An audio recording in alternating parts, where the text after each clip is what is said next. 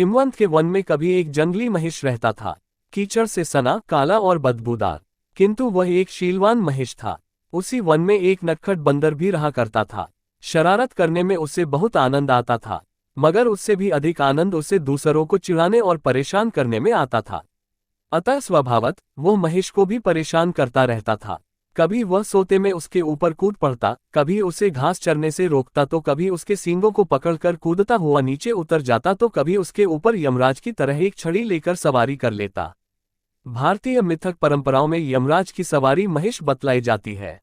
उसी वन के एक वृक्ष पर एक यक्ष रहता था। उसे बंदर की छेड़खानी बिल्कुल पसंद न थी।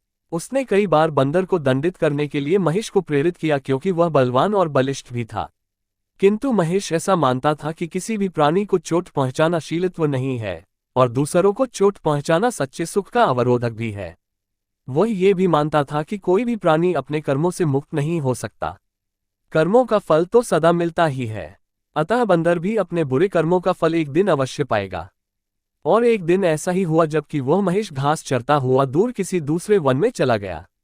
संयोगवश उसी दिन एक दूसरा महिष पहले महिष के स्थान पर आकर चरने लगा। तभी उछलता कूदता बंदर भी उधर आ पहुंचा।